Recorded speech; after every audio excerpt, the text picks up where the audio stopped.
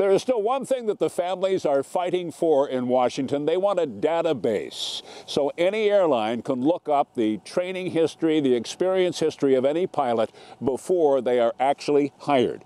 With more on that tonight, here's 7 Eyewitness News anchor reporter Katie Morris. I was with my 4-year-old son who was there to see his Aunt Ellie. And at 11:30, my brother called me to let me know that a plane had crashed. 24-year-old Ellie Cosner was coming back home to Buffalo to visit her family when Flight 3407 crashed. Her sister and nephew were waiting to pick her up. My son was looking at the plane saying, "I think that's Ellie's plane." And I just haven't told him yet.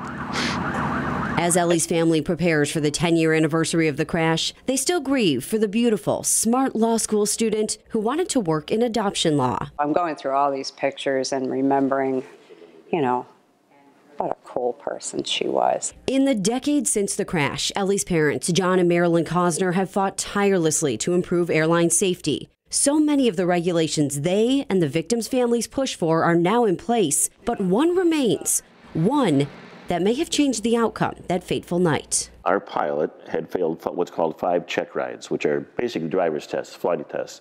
He failed all 5. The airline that hired him wasn't aware of that because they didn't have the data and they weren't required to go look for it. A pilot records database would share information about each pilot among all air carriers. That means any airline could look back at a pilot's complete flight history before hiring them. It was signed into law 9 years ago. Still, the families are waiting for it to be created and implemented. In New York State, if you're driving a school bus, I can look to your driving record from the time you were 16 to the day. It's very simple. So we've asked for that component. They've agreed to do it.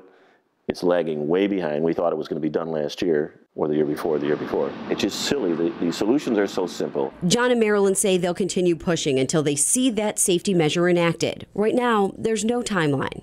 Wow.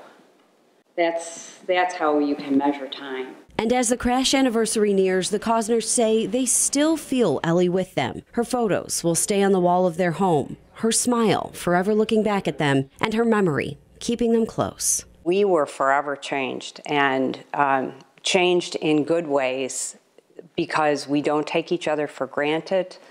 We don't miss an opportunity to be together. We don't leave hurt feelings unresolved, all because we know there's no guarantees.